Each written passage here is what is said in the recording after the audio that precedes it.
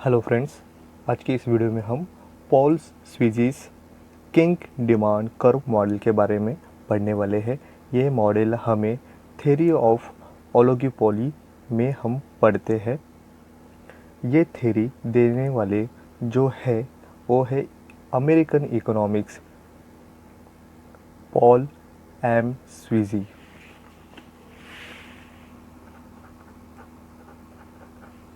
इसे डेवलप किया गया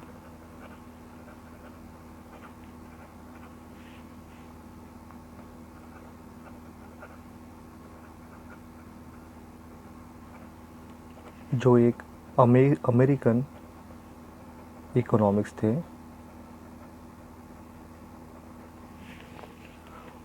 ये थ्योरी हमें जब उन्होंने 1939 में एक बुक पब्लिश हुआ था, उसका नाम था जर्नल ऑफ पॉलिटिकल इकोनॉमिक्स। इस बुक में जो उन्होंने अपनी राय दी या अपनी थॉट्स वहाँ पे उन्होंने दिए थे, वो थे demand under condition of oligopoly. 1939 में पब्लिश हुआ था जर्नल ऑफ पॉलिटिकल इकोनॉमी, और इसमें उन्होंने जो अपना टॉपिक था, जो अपनी थॉट्स उन्होंने प्रेजेंट की, वो थी demand under condition of oligopoly.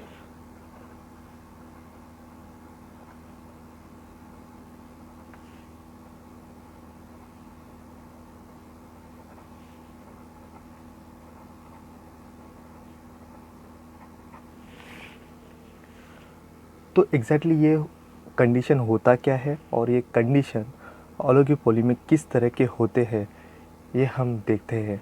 जो कंडीशन होता है वो दो तरह का कंडीशन ओलिगोपोली मार्केट में दिखाई देता है। एक होता है प्राइस वॉर और दूसरा होता है प्राइस रिजिडिटी। तो ये प्राइस वॉर क्या होता है? प्राइस वॉर कंडीशन, तो एक था प्राइस वॉर।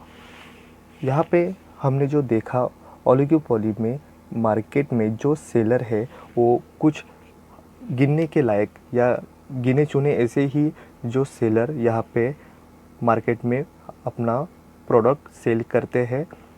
तो ये जो सेलर है वो एक दूसरे के जो बिहेवियर है उस पे डिपेंड होता है। वो किस तरह की पॉलिसी यहाँ पे यूज़ करेंगे, किस तरह का डिसीजन लेंगे अपना प्रोडक्शन बेचने के लिए, या प्रोडक्ट किस तरह सा सेल हो जाए, ये करने के लिए जो स्ट्रैटेजी अप्लाई करते हैं, उनकी बिहेवियर पर सामने वाले सेलर की जो कंडीशन डिपेंड होती है, और उससे जो डिसीजन लेगा वही मार्केट के अदर सेलर पे इफ़ेक्ट होगा, और इससे अपना प्रोडक्शन या अपना गुड्स बेचने के लिए जो स्ट्रैटेजी यहाँ पे सेलर यूज़ करते हैं उसे ही प्राइस वॉर कहते हैं।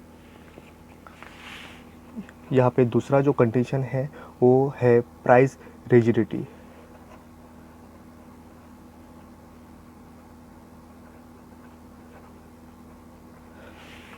अगर मार्केट में एक कंडीशन होगी प्राइस वॉर, अगर प्राइस वॉर कंडीशन नहीं है तो प्राइस रिजिडिटी ये कंडीशन होगी। तो ये प्राइस रिजिडिटी कंडीशन होती क्या है? इसमें होता है अगर आउटपुट और कॉस्ट, जो प्रोडक्ट को आने वाला जो कॉस्ट है या जो प्रोडक्ट का जो आउटपुट है, इसमें बढ़ोतरी हो या कटौती हो, या इसमें इंक्रीज हो या यहाँ पे डिक्रीज हो, इनका कुछ भी इफ़ेक्ट उस प्रोडक्ट का या प्रोडक्शन के प्राइस पे, इस पे कुछ भी इफ़ेक्ट नहीं होता। और ये जो प्राइस होती है वो कांस्टेंट लॉन्ग रन में दिखाई देती है।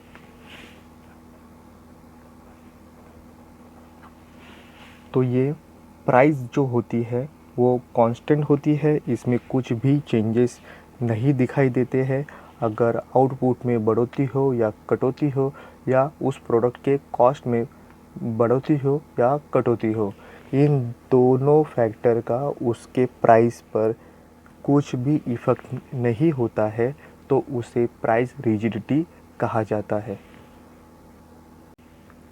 इस तरह से प्राइस रिजिडिटी किस तरह से वर्क करती है, ये एक्सप्लेन करने के लिए ही पॉल स्वीजी ने अपना ये मॉडल यहाँ पे डेवलप किया है, जिसे किंग डिमांड कर्व मॉडल कहा जाता है।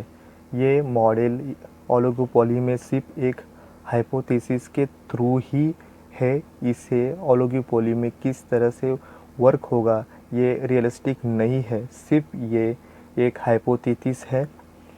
उसी के साथ पॉल स्वीजी ने अपना ये मॉडल देने के बाद उनके मॉडल की तरह जो सेम दिखने वाला जो मॉडल है, बस उसमें कुछ थोड़ा सा डिफरेंस है, ऐसा सेम आइडिया वाला जो एक मॉडल यहाँ पे डेवलप किया गया है, जो ऑक्सफोर्ड यूनिवर्सिटी के रॉबर्ट हॉल और चार्ल्स हिच, इन्होंने यहाँ पे और एक जो प्राइस रिजिडिटी किस तरह से वर्क होती है, इसका एक मॉडल हमें यहाँ पे मिलता है। बट हम इस वीडियो में सिर्फ और सिर्फ पॉल स्वीजी का किंग डिमांड कर्व मॉडल के बारे में ही पढ़ने वाले हैं। दूसरा, same idea has developed by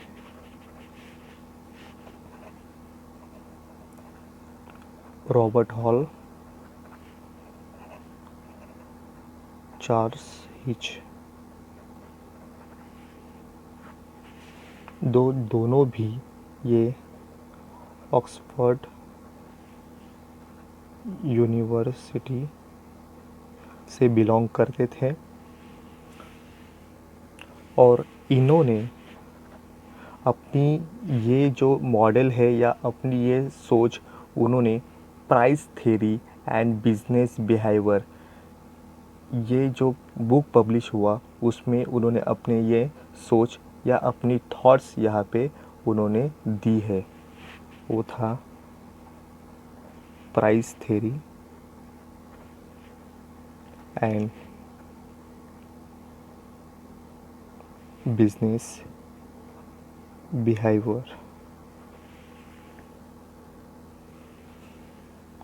oligopoly market में इस तरह से अज्यूम किया जाता है, अगर मार्केट में जो सेलर है, जो बहुत ही कम ऐसे सेलर कुछ प्रोडक्ट यहाँ पे बेचते हैं, बट अगर किसी एक फर्म या किसी सेलर ने अगर अपनी प्राइस कम कर ली, तो उसका एक्शन से सामने वाले जो सेलर है उसके रिएक्शन में सब सेलर यहाँ पे अपने प्रोडक्ट की प्राइस कम कर लेते हैं। बट अगर इन केस यहाँ पे अगर अपोजिट ये रिएक्शन हो जाए कि अगर किसी फर्म अपनी प्राइस बढ़ा लेता है, बट जो अदर जो सेलर है वो अपनी प्राइस उस फर्म की तरह यहाँ पे प्राइस नहीं बढ़ाएंगे, बट जो प्रीवियस जो अपनी प्राइस है या करंटली जो प्राइस अपनी मार्केट में है उसी पे अपनी डिपेंड रहेंगे, और उस लो या कम वाले प्राइस पे ही या प्रीवियस वाले प्राइस पे ही अपना जो प्रोडक्ट है उसे बेचेंगे, ना ही वो फर्स्ट वाले फर्म ने या सेलर ने अपना प्राइस बढ़ाया है उसे फॉलो नहीं करेंगे और उसे इग्नोर करेंगे। बट अगर उसने अपना प्रोडक्ट बेचने के लिए अगर कोई भी स्ट्रैटेजी यहाँ पे अप्लाई करते हैं या अपनी प्राइस या प्रोडक्ट के रिलेटेड कुछ भी एक्शन लेते हैं या स्ट्रैटेजी क्रिएट करते हैं, तो उसके हर मोमेंट पे अदर सेलर यहाँ पे और रिएक्शन करेंगे। ये यहाँ पे ओलिगोपोली मार्केट में क्रिएट होता है। नेक्स्ट हम देखेंगे इसके कुछ अजम्पशन हैं, और इस अजम्पशन पे ही जो पॉल स्विजी का ये थ्योरी बेस है। इसमें फर्स्ट है the goods of the firms in minority. इसमें मीन्स जो सेलर है या वो फर्म है जो गुड्स बेच रही है उसके पास बहुत ही माइनॉरिटी के गुड्स है और उससे ही वो सेल करता है। The goods of the firm in a minority.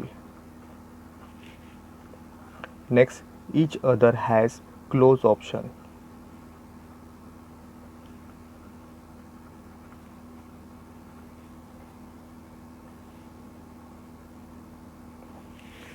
जो भी सेलर यहाँ पे वो प्रोडक्ट बेच रहे हैं उनके पास वो दोनों ही एक दूसरे के ऑप्शन है, इसीलिए ओलिगोपोली मार्केट में हर सेलर एक दूसरे के स्ट्रैटेजी पे ध्यान रखे हुए दिखाई देते हैं। नेक्स्ट है जो गुड्स है वो सभी के सभी होमोजीनियस है। All goods are homogeneous. जो यहाँ पे जितने भी प्रोडक्ट है वो सब एक दूसरे के जैसे ही है, उनकी क्वालिटी, उनकी पैकिंग, उनकी टेस्ट या उनकी कलर, हर चीज़ में वो सभी प्रोडक्ट एक दूसरे के एक जैसे ही है, उसमें कुछ भी हेट्रोजीनियस ऐसे प्रोडक्ट यहाँ पे नहीं दिखाई देंगे।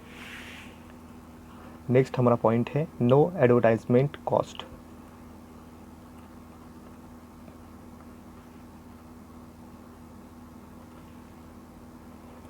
यहाँ पे प्रोडक्ट बेचने के लिए जो फर्म है वो जो एडवर्टाइजमेंट करता है यहाँ पे उसका कॉस्ट है ज़ीरो।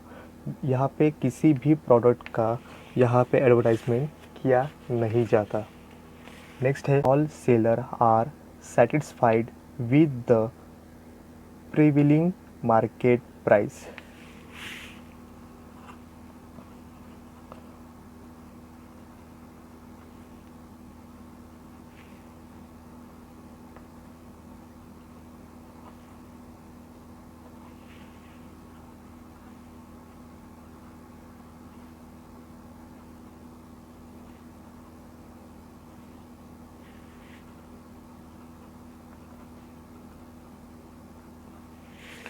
यहाँ पे मार्केट में जितने भी सेलर हैं वो सेलर उनकी जो अभी करेंटली जो भी वहाँ पे प्राइस है उस पे वो सेटिस्फाइड है। जो हर जो सेलर है वो अपनी प्राइस यहाँ पे इक्वल रखेंगे। अगर कोई भी यहाँ पे अपनी प्राइस घटाता है तो अदर सेलर भी अपनी प्राइस घटाएंगे और मार्केट में अपना अपना प्रोडक्ट बेचने का प्रयास करेंगे। हमारा नेक्स्ट पॉइंट है a firm lower the price increase the sales of product goods they taken a decision then other firm will also accept this decision. अगर कोई एक सेलर अपना प्राइस कम करेगा तो उसको दूसरे सेलर भी उसे फॉलो करेंगे। हमारा नेक्स्ट पॉइंट है if a firm higher the price get the decision then the other firm will not accept this decision, they will constant current price। अगर एक किसी सेलर ने अपनी प्राइस बढ़ाई तो दूसरे सेलर उसे फॉलो नहीं करेंगे और अपनी जो करंटली जो कांस्टेंट ऐसी वो प्रोडक्ट की प्राइस रखेंगे।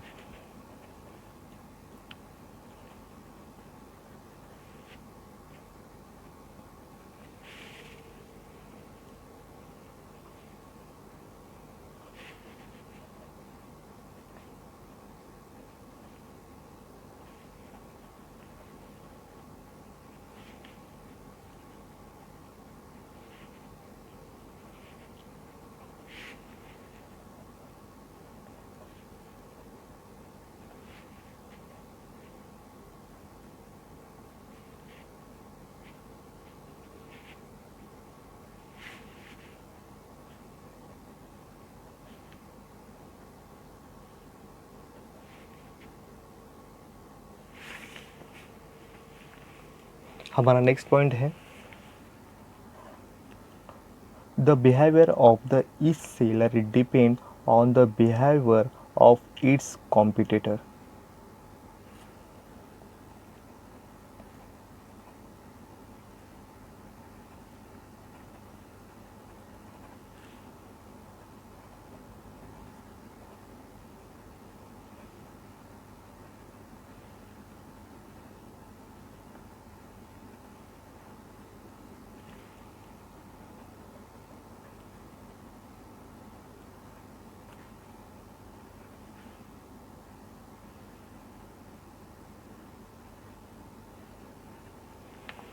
यहाँ पे ये पॉइंट हमें कहता है कि जो बिहेवियर है वो सामने वाले सेलर का किस तरह से रहेगा, उस पे ही दूसरे या फर्स्ट वाले जो सेलर है उसका बिहेवियर यहाँ पे डिपेंड होगा। और यहाँ पे हमारा लास्ट वाला जो यहाँ पे अजम्पशन है वो है MC should intersect to MR from down to up. जो MC है वो MR को जो कर्व है वो डाउन टू अप ऐसा इंटरसेक्ट करना चाहिए, तभी उसकी प्रोडक्शन की आउटपुट और प्राइस यहाँ पे डिपेंड या यहाँ पे हम मेंशन करेंगे। MC should intersect to MR